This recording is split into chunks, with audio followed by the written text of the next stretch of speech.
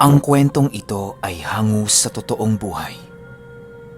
Karanasan ito ng lolo ng kaibigan ko na itago na lang natin sa pangalang Roble. Taong 1969, Tubahon, Dinagat Islands.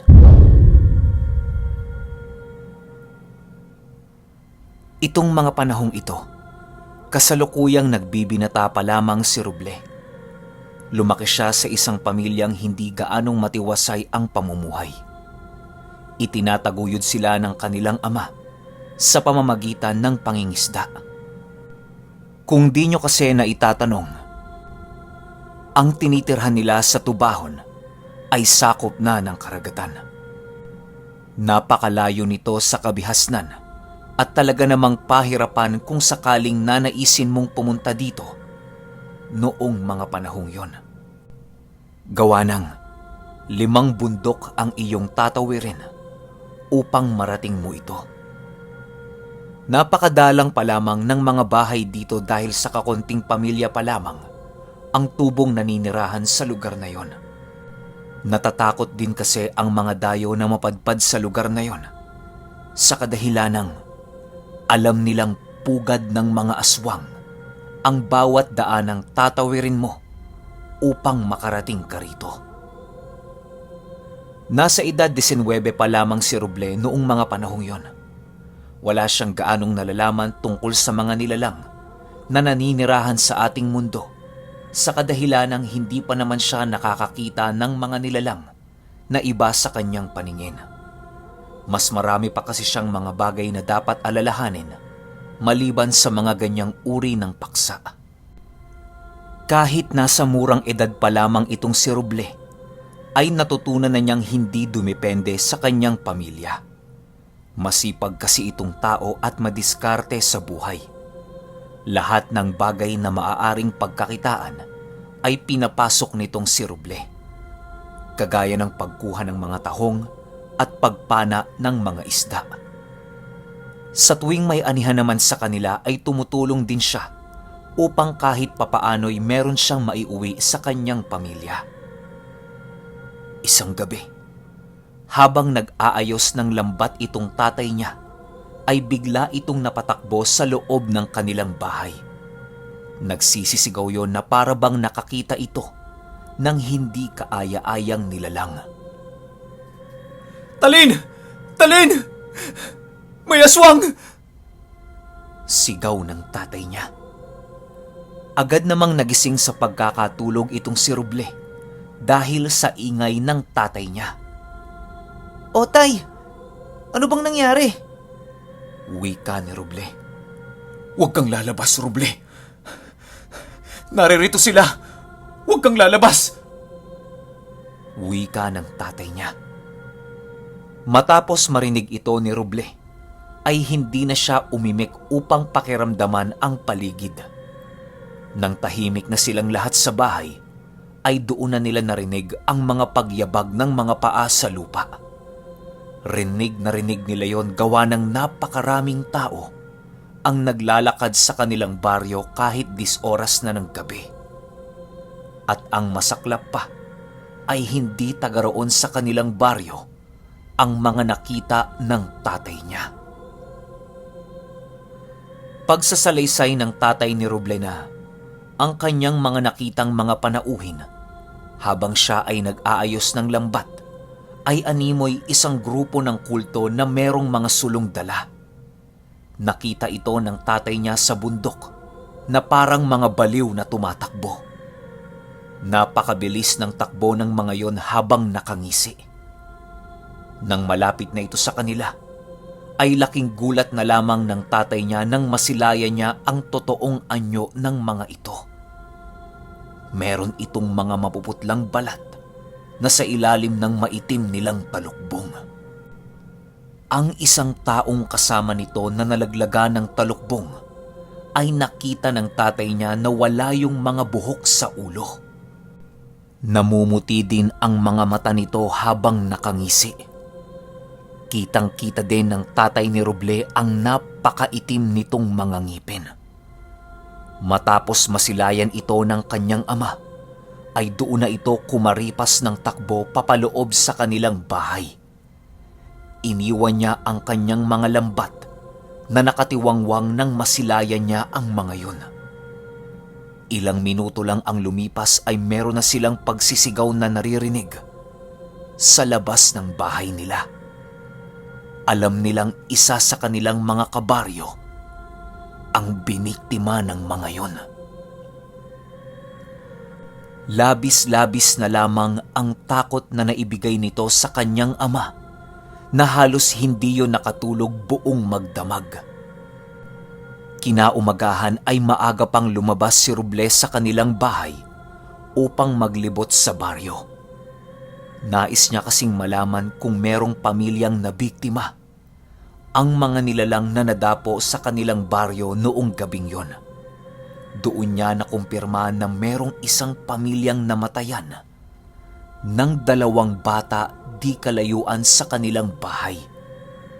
Umagang-umaga pa noong mga panahong yon, pero napakarami ng taong nakikiusyoso sa pamamahay na yon.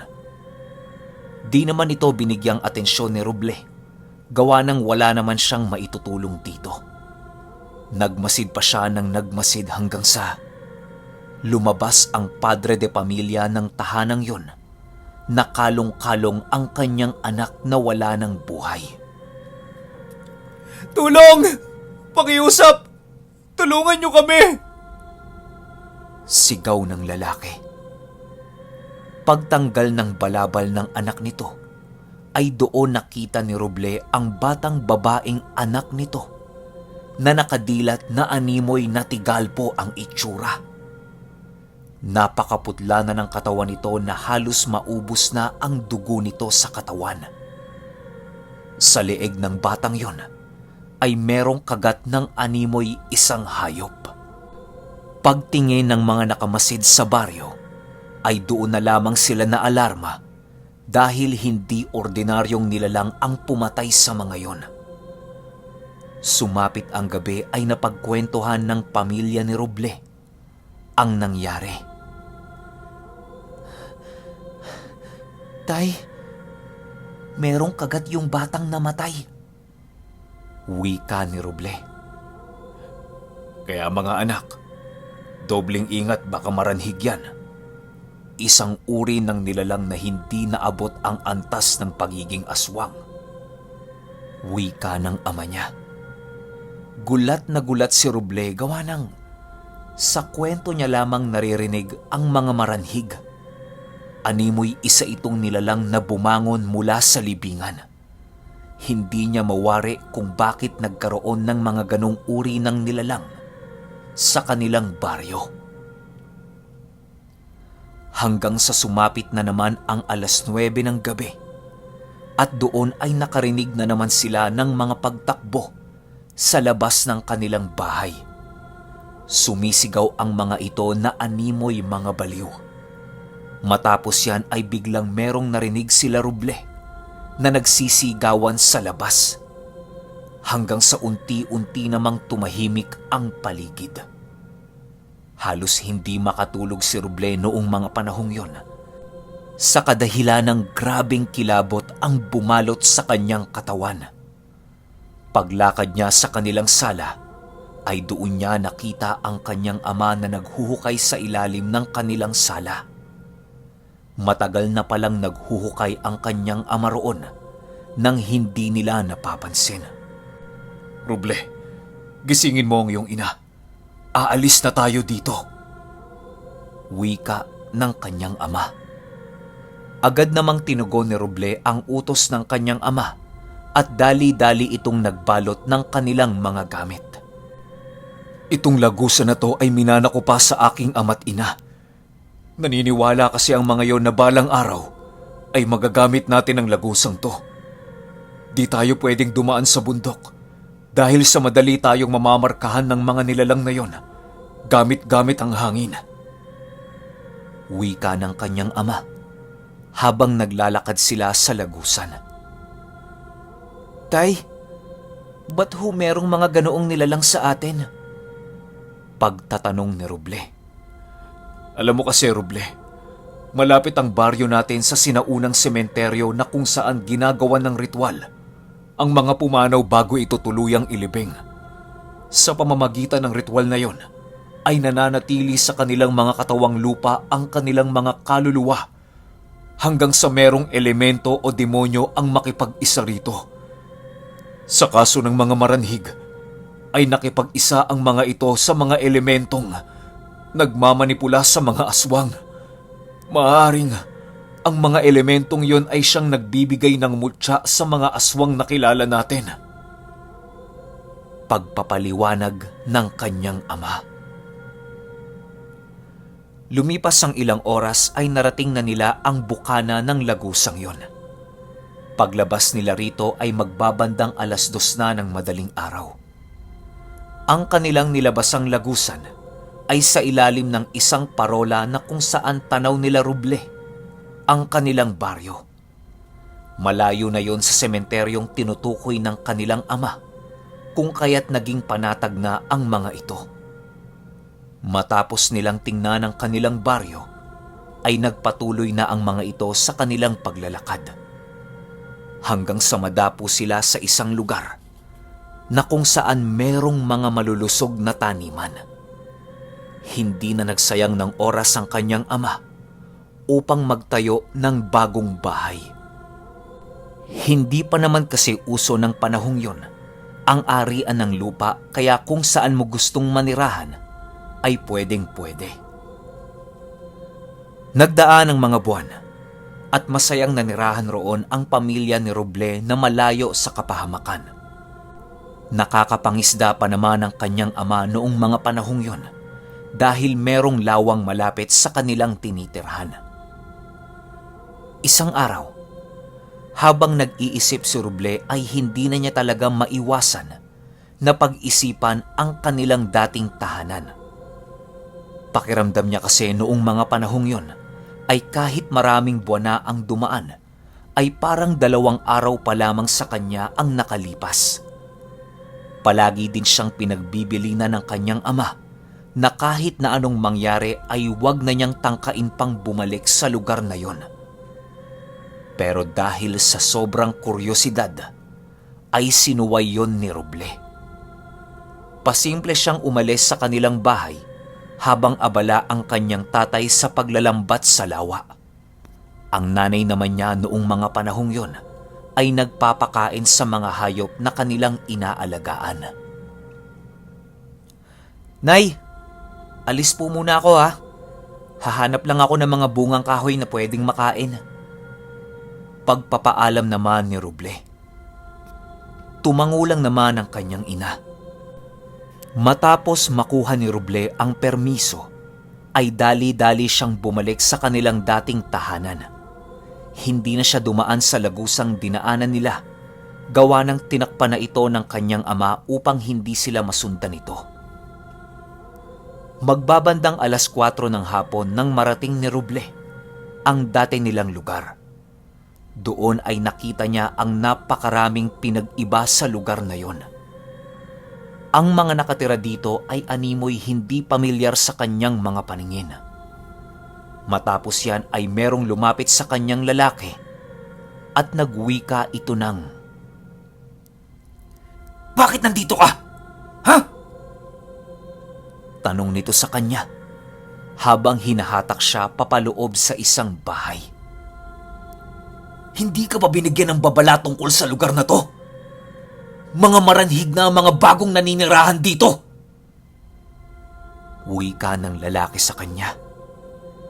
Hindi naman nakasagot si Ruble dahil sa kanyang takot na nararamdaman. Ang kanyang kausap nung mga panahong yon ay paunti-unting nagbabago ang anyo. Lumulubog ang mga mata nito tapos biglang nanlilisik. "Umalis ka na dito! Bilis! Bago ka pa nila maamoy at mahuli ng lahat!" Wika nun na mukhang nagpipigil. Nang akmang papaalis na si Ruble, ay biglang merong kumatok ng kumatok sa pintuan ng bahay na kanilang kinaroroonan. Alberto! Alberto! Alam naming nandyan ka! Ilabas mo yan! Wika ng lalaking kumakatok. Kahit kailan talaga, Alberto. Pabigat ka sa angka natin! Dagdag pa nung isa. Ang kasama naman ni Roble noong mga panahong yon ay halos hindi na mapakali sa kanyang kinatatayuan.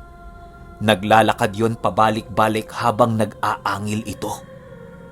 Hanggang sa lumipas ang ilang minuto at nakapagpasya na yon sa kanyang gagawin. Meron itong inusal habang unti-unting tumatalas ang kanyang mga kuko sa kanyang kaliwang kamay. Matapos yan ay biglang bumitak ang mga balat nito at naging isa yung matandang lalaki. Nag-aangil ang matandang yon habang inilalapat sa kanyang leeg ang napakatalas nitong kuko. Hindi na nakagalaw si Roble noong mga panahong yon. Gawa ng nanlalambot na ang kanyang mga buto dahil sa tindi ng kanyang nasasaksihan. Siguro, wala na akong pagpipilian. Wika ng lalaki.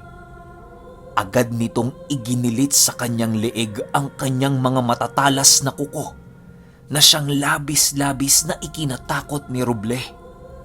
Nagsisisigaw na yon kaya ang ginawa ng lalaki ay nilapitan kaagad siya nito habang nakakaya pa nitong gumalaw.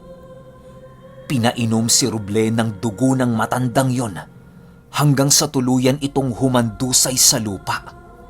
Hindi na nagawang mapigilan pa ito ni Roble dahil nawala na siya ng kakayahang makapag-isip ng maayos noong mga panahong yon.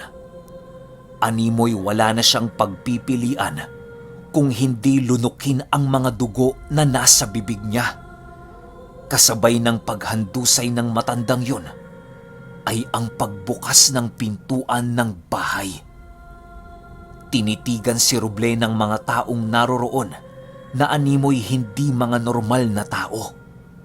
Dahil lahat ng kanyang nakitang panauhin ay nanlilisik ang mga mata na merong mga mapuputlang mga balat. Nang makita niya ito ay agad siyang kumaripas ng takbo sa dingding ng bahay na siyang ikinasira nito. Matagumpay namang nakaalis sa baryong yon si Roble nang hindi siya sinusundan ng mga yon. Tumitig lang ito sa kanya na walang ginagawa. Sa pagtakbo ni Roble ay doon siya unang nakaranas ng kakaiba sa kanyang katawan. Animoy, napakagaan ng kanyang pakiramdam at napakabilis rin ng kanyang pagtakbo. Hindi na rin siya nakakaramdam ng pagod noong mga panahong yon.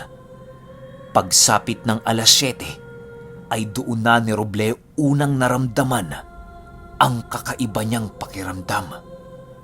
Animoy, bigla siyang nakakakita kahit napakadilim ng paligid. Naglalaway na din siya at napakatalas din ng kanyang pang-amoy. Hindi na siya pumunta sa kanilang bahay dahil alam niyang hindi na siya pagbubuksa ng kanyang pamilya. Gawa nga ng malalim na ang gabi. Kaya ang ginawa ni Roble noong mga panahong yon ay tumungo siya sa bayan. At dito na magsisimula ang pagbabago ng buhay ni Roble nang siya'y nahawaan ng isang maranhig.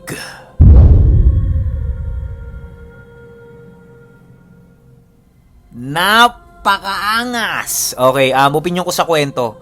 Ito pa lang yung first part na sinesend sa akin eh. In-upload ko siya ngayon para bukas upload kaagad natin yung susunod na part.